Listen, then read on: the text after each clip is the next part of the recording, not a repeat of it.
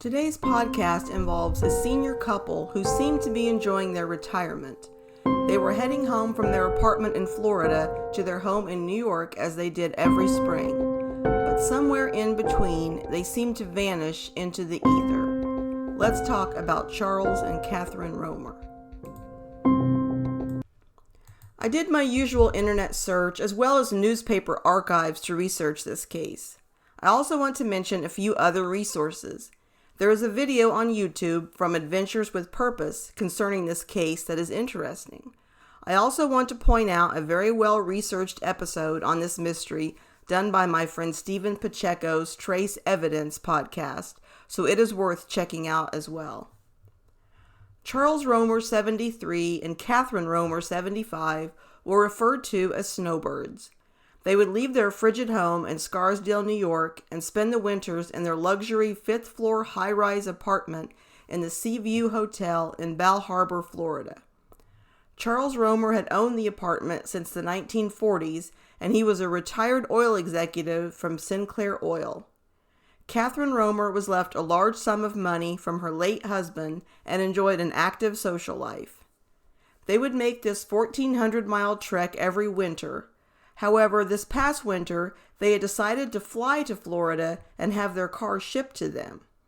When it was time to return home in the spring, however, the couple fell up to making the drive themselves. On Tuesday morning, April 8, 1980, the Romers packed up their belongings in their custom 1978 black Lincoln Continental and headed north towards their home in New York. They spent the day driving and decided to stop for the night in Brunswick, Georgia. They checked into the Holiday Inn just off I-95 at 3:51 p.m. What actually happened after the Romers checked into the hotel is one of the biggest mysteries of all. Nothing seemed amiss until 2 days later, on April 10th, when the hotel maid noticed the Romers' belongings were untouched and alerted the hotel manager. Even then, there didn't seem to be much cause for concern. It was initially thought the couple was out sightseeing, as their car was also gone from the parking lot. Concern was raised and a search started on April 12th, 2 days after the Romers were scheduled to arrive home. Mr. Romer's son, Charles Romer Jr., had tried to reach his father and stepmother on April 11th and 12th, but figured they were busy when they didn't answer. He was starting to worry, so he decided to phone the South Carolina Resort Hotel they were scheduled to stay at on April 9th to see when they checked out. The answer would turn his concern into sheer panic. The couple had never even checked in. Now everyone was concerned as to the well-being of the retired couple. Helicopters, airplanes, search dogs, and four-wheel drive vehicles were utilized to comb 400 miles of coastline, marsh, swamps, and timberland. Photographs of the couple and their vehicle were distributed between Savannah, Georgia, and the Florida state line. The couple's hotel room was full of their clothes and belongings, as well as a detailed journal that Charles always kept. The last entry was dated April 7th, the day before the couple left to return home. There was also a half-empty bottle of scotch with 2 glasses, seeming to indicate the couple had enjoyed a drink before leaving that fateful night. A newspaper article even states that Mr. Romer phoned the couple's maid in Scarsdale while on their trip from Florida, telling her they would be home April 10th and to have the glasses chilled for cocktail hour. The couple's New York and Florida apartments were searched, and they were both in good order and looked just like they had left it. The only thing authorities could do was try to find the car and hope the couple was still with it. Sadly, the case grew very cold very quickly. There were a few scant supposed sightings of the couple, but none that could be verified. One sighting is a man at their hotel claims he witnessed the couple talking to a younger couple thought to have been from Florida. There was a cluster of restaurants not far from the hotel, and a police officer believes he spotted their distinctive car parked there later that day that they disappeared. There was also a Georgia Highway Patrol officer that believed he saw the couple's car about an hour after the couple checked into the hotel. The officer was said to only remember the sighting because of the couple's personalized plates, CRR, CBR. Oddly enough, the patrolman says the car was headed towards Florida. The ground searches continued for months, but there was a frustrating lack of any clues. There was a theory speculated as to what may have happened that, if true, would put an even darker cast on the couple's disappearance. As stated, the Romers were a wealthy couple. Their car was very valuable, as well as Mrs. Romer would usually be wearing several thousands of dollars of diamond and gold jewelry at any given time. Their hotel room was also reported as having had tens of thousands of dollars of jewelry left inside. Could the couple have been targeted and ultimately be victims of a robbery? The Romers were said to be very regimented and kept to a strict schedule, with Mr. Romer even keeping a detailed account of the couple's daily activities in his journal. It is also reported the couple would always stay at the same hotels on their drive back. Is it possible someone knew they would be arriving at that hotel on that day? Or someone perhaps seeing them checking in at the hotel, pulling up in the very expensive car with Catherine Romer wearing valuable jewelry, followed them that night? Mr. Romer's son had speculated at the time that perhaps something had happened to them in the parking lot of the hotel. There was even a mention by the police of possible Miami jewel thieves having followed them from Florida to their hotel in Georgia. The Romers, who had been married for 5 years, each had sons from previous marriages. Their children were very proactive in searching for their parents and were completely baffled by their disappearance. They had hired private investigators, but they were even stumped as there was absolutely no trace of the couple to be found anywhere. As one of the sons stated, "So far there hasn't been a trace, not a shred of evidence. It's absolutely unreal, eerie." George Baker, a volunteer rescue diver, was one of the many to search for the Romers in the days and months after the disappearance. Although they were unsuccessful, Baker has continued in the many years since, making many dives to try to find the couple and return them to their family. The Romers' disappearance was now as cold as the Scarsdale winters they would escape from, but a possible tip would come in 2004 that, if true, may help to shed some light as to what happened that fateful day in 1980. An unidentified woman had spoken with George Baker in 2004 and had an interesting story to tell. She said that her husband was a delivery man working that night in Brunswick. He claimed he was run off the road the night of April 8th by none other than a black Lincoln Continental. After hearing of the couple's vanishing, the handyman took this information to the police. It is speculated that with all the tips that poured in initially, perhaps this one wasn't noticed. The delivery man has since passed away, but his widow was able to give proof that he was in that area on that day. The area he was delivering in is in an area that George Baker would later search, but found no trace of the couple. Sadly, that would be the only possible clue that has surfaced in many years, and the case is, and almost always has been, ice cold. I do want to talk about another case that is sometimes brought up along with this mystery. I'm not sure if there is any connection, but it is worth mentioning. It concerns another retired oil exec and his wife that lived 20 minutes from Brunswick in Sea Island, Georgia. The couple, also wealthy, was found murdered in their extravagant home on July 30th, 1983. William and Merrill Roberts had been dead for 4 days when they were found in their bathrooms, nude with their heads covered and their breathing obstructed. Their cause of death was said to be slow suffocation. There were 2 arrests in this case soon after their bodies were discovered. One of the suspects, Theodore Woodard, ingested the weed killer paraquat when the police were closing in on him and died from the effects of the poison a few days later. The other suspect, Kenneth Bernard Blanks, was charged with the couple's murder and an additional murder of Brunswick cab driver George Francis. All 3 murders were said to have been a robbery motive. Blanks was convicted in 1984 and sentenced to death. As far as my thoughts on the disappearance, I feel that one of two things could have happened. Sadly, I do believe the roamers died the same night they went missing. Considering their obvious outward signs of wealth and leaving their winter home near Miami, which was an area known for jewel thieves at that time, I think they could have been robbed and murdered. It's hard to know whether their car was disposed of with them, perhaps in the water, or possibly resold or taken apart and gotten rid of. Also, the two possible sightings of the couple's car, one going in the opposite direction they would have been headed in, and the other one driving erratically, may also point to someone else driving their car. I also think another very plausible reason for them never returning was a tragic accident. Charles Romer was 73 and had just spent several hours on the road and was no doubt fatigued.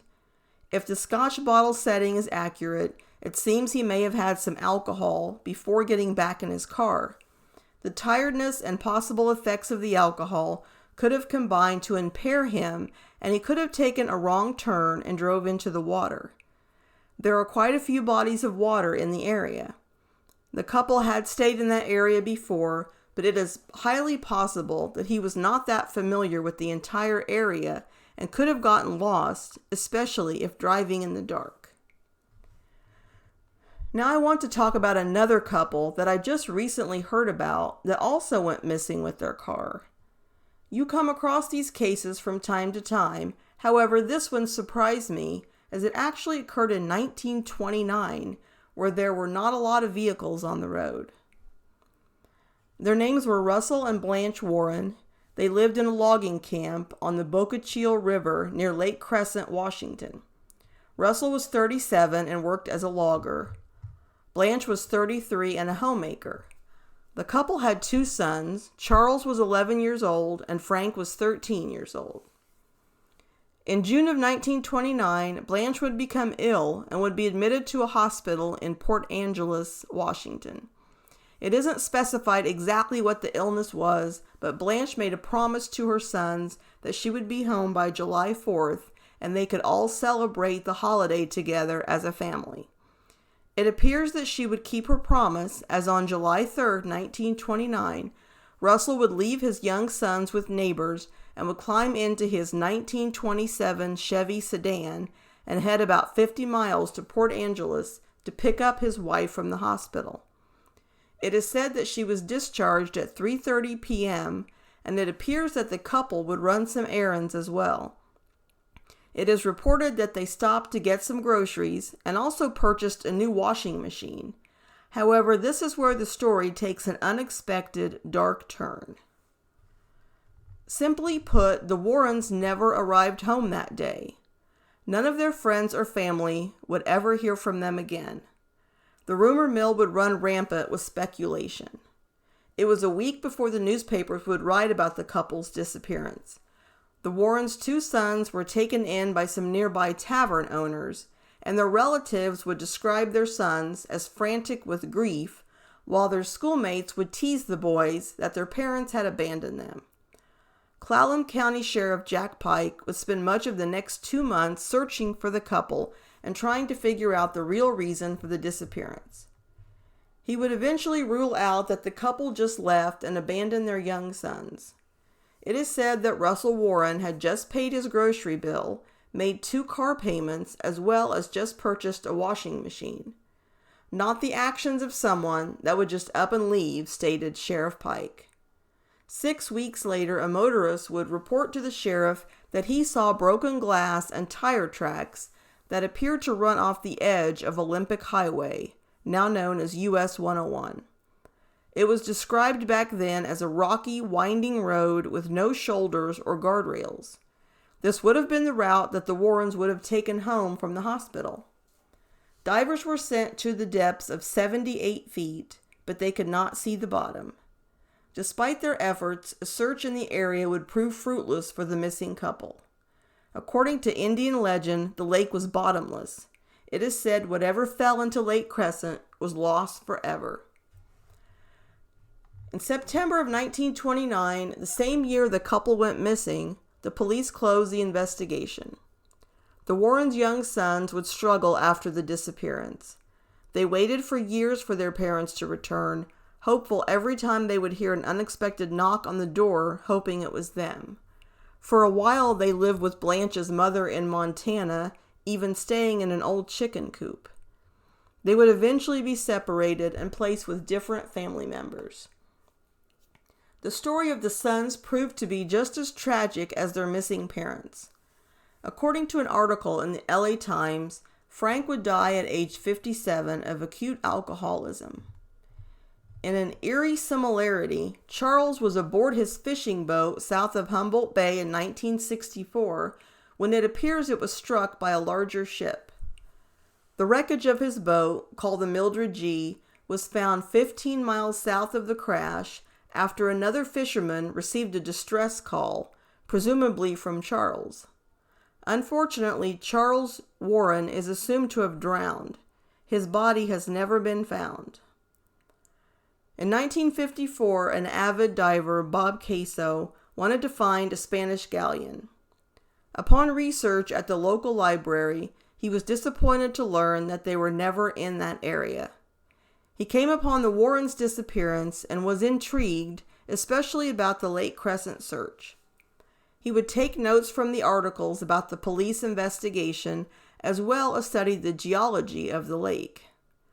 Having amassed a binder full of notes, him and a few dive buddies spent the summer searching the lake for the Warren couple or their car, but found nothing and gave up. Decades later, Bob Queso came across his binder full of notes on the Warren case again in the spring of 2001. He researched the disappearance again, gathering additional notes from the last 50 years. He then went to the main office of Olympic National Park and handed his binder to the park ranger, Dan Pontbriand. The ranger had never heard of the disappearance, but read the binder with interest. He had saw where Sheriff Pike and other law enforcement had retired thinking the Warrens were in Lake Crescent. Ranger Pontbriand decided to find out for himself. Over the span of many months, mainly on the weekends, the ranger assembled a group of volunteer divers to look for the couple in their car in Lake Crescent. Sheriff Pike, during the original investigation, had referenced a spot in the lake called Madrona Point. All these years later, no one remembered exactly where it was, and it was no longer referenced on modern-day maps. It is said the spot goes from 400 to 600 feet to pockets as possibly as deep as 1,000 feet. They were able to locate Madrona Point on an old map. There is an area near that in modern-day times known as Ambulance Point due to its treacherous curves and is roughly 4 miles from the west end of the lake. The group now decided to focus its dive on that area. The road, now Highway 101, still skirts the lake shore, and the bank of the lake has a sharp drop referred to as an abyss. The water changes from aqua blue to dark blue to black. The park ranger alerted the Warrens family that they were doing dives in hopes of finding the couple. It is estimated that the group of volunteers did about 125 dives. Then in December of 2001, something was found, but was it related to the Warren disappearance? The divers would find something referred to as a small glass vase in 55 feet of water. It is said to be the kind that would come attached to a 1927 Chevrolet, the same type of car the Warrens drove. Later that month, in 85 feet of water, the divers would find another interesting clue. A Norge brand washing machine lid manufactured in the 1920s. Remember, the Warrens were said to have purchased a washing machine on the day of their fateful trip. Then almost 5 months later, the volunteer divers would finally solve this over 70-year-old mystery. Well, part of it anyway. They would find the couple's 1927 Chevrolet sedan laying on its side in 171 feet of water. However, the couple was not inside the car. The divers in earlier dives had also found 2 other old cars. The ranger learned that these 2 Fords had been stolen, stripped, and dumped into the lake by a theft ring in the 1930s. But where were the Warrens, and how and why had they been separated from their car? 2 years later, in late May of 2004, divers would answer their own question. Diver John Rawlings had dove 200 feet down and was coming back up when he spotted a fallen cedar tree in the water. Near the tree, he would spot a femur bone as well as a skull. Tests would eventually confirm the identity. Russell Warren had now been found. Russell Warren was found about 30 yards away from his car. They do believe that Blanche's remains are nearby as well. However, as far as I can tell, they've never been found. Judging by where the car and Russell's remains were found, Ranger Pontbriand has an educated guess on what may have happened that fateful day. As the couple's car approached Madrona Point, he theorizes Charles Warren may have fallen asleep at the wheel. He was often tired and had even told friends in the past that he had fallen asleep before on the drive to Port Angeles. If he did fall asleep, the couple may have hit the cedar tree that was eventually found underwater near Charles' remains and flipped onto its top into the water. The washing machine possibly flew out of the back of the car and may have even hit the couple or ejected them from the car. The car then probably floated on the surface before sinking and eventually coming to rest about 200 feet from shore. The family was grateful and relieved to know what happened to their loved ones. Sadly, both of the couple's sons would pass away before their parents were found, never getting the confirmation while they were alive that they didn't abandon them on purpose. The relatives had all but given up having any answers on this ice-cold case.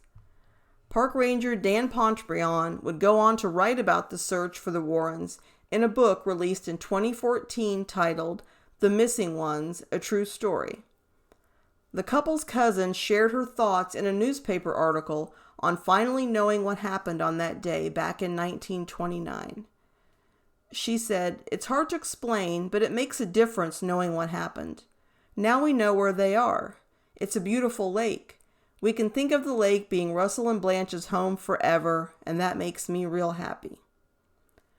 As far as my thoughts on the Warren case, I think it's pretty easy to say what happened. For whatever reason, the couple ran off the road on their way home from the hospital and into the water. I do think Blanche's remains are nearby, and it being 1929, and chances are the couple was not wearing a seatbelt, if they were even equipped in cars that long ago, it isn't surprising the couple's remains weren't found with their car. It is such a tragic story, made even worse by how their children struggled without them, but I am glad the remaining family was eventually given the peace of mind in knowing what happened that day so long ago. As far as Charles and Catherine Romer, they seemed to be living most retired couples' dreams. They were traveling the country and enjoying their life. It is the truest definition of the word mysterious to think what happened to them that night. The Warrens seem to have fallen victim to a tragic accident, as well as we do have more answers in that case. If the Romers' lives did end that night in whatever fashion, and along with the Warrens' fateful drive into the water, both cases would certainly qualify for a case of "Till Death Do Us Part." That concludes my podcast on the Romers and the Warrens. If you enjoyed it, please leave me a rating or review on your favorite podcast app. You can find me, one word, Lost and Found Podcast, on Apple Podcast, Spotify, iHeartRadio, and Amazon Music. I release a new episode every 2 weeks. I also have a Patreon page listed under one word, Lost and Found Podcast. This month on Tier 2, I will be releasing a short podcast on the strange disappearance of Tim Molnar. On Tier 3, I have an in-depth interview with my friend Tracy Hohenstein on what she has learned during her investigation on the disappearance of Deborah Poe. You can reach me via email at lostandfoundpodcast@yahoo.com. And remember that cold cases stay cold because their story stops getting told.